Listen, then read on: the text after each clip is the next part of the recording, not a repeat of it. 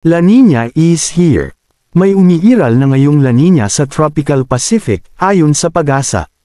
Kaakibat nito ang matitinding mga pag-ulan na posibleng magdulot din ng mga pagbaha at pagguho ng lupa. Inaasahan din ang pamumuo ng mga sama ng panahon o bagyo na papasok o mabubuo sa loob ng PAR. Inaasahang mararamdaman ang epekto ng La Niña ngayong Enero hanggang Marso ng kasalukuyang taon. Maulap na panahon na may kalat-kalat na pag-ulan ang inaasahan rin sa malaking bahagi ng bansa dulot ng pinagsamang epekto ng amihan, shear line at intertropical convergence zone. Isa, ang amihan ay patuloy na makakaapekto sa malaking bahagi ng Hilagang Luzon. Maulap na panahon na may mga pag-ulan ang inaasahan sa Cagayan Valley at Cordillera Administrative Region. Maayos na panahon ang inaasahan sa Ilocos Region at natitirang bahagi ng Central Luzon ngunit may tsansa pa rin ng mga pusandaliang mahihinang pag-ulan. Dalawa, ang shear line ay muling nakakaapekto sa silangang bahagi ng Central at Southern Luzon. Makulimlim na panahon na may inaasahang kalat-kalat na pag-ulan at pailan-ilang pagkidlat at pagkulog ang inaasahan sa ilang bahagi ng Luzon partikular sa Camarines Norte, Camarines Sur, Marinduque, Oriental Mindoro, Quezon, at Aurora.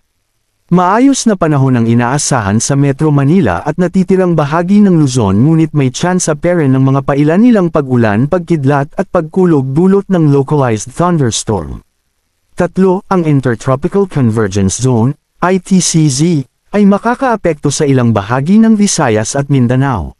Makulimlim na panahon na may inaasahang kalat-kalat na pag-ulan at pagkidlat at pagkulog ang inaasahan sa Eastern Visayas, Caraga, at Davao Region. Maayos na panahon ang inaasahan sa natitirang bahagi ng Visayas at Mindanao ngunit may tsansa pa rin ng mga pailan-ilang pag-ulan, pagkidlat at pagkulog. Apat, walang inaasahang panibagong bagyo na maaring direktang makaapekto sa ating bansa sa susunod na 2 araw.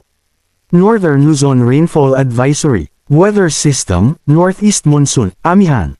Issued January 7, 2025. Light to moderate are being experienced in Isabela, Divilacan, Maconacon, Palanan, Dinapigue, Aurora, Dilasag, Kasiguran, Dinalungan, Dipakulaw, Baler, Maria Aurora, San Luis.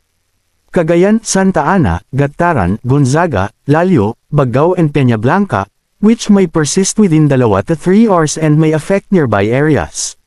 Manatiling nakatutok sa Weather Balita para sa bago pang updates. Don't forget to subscribe. Thank you for watching.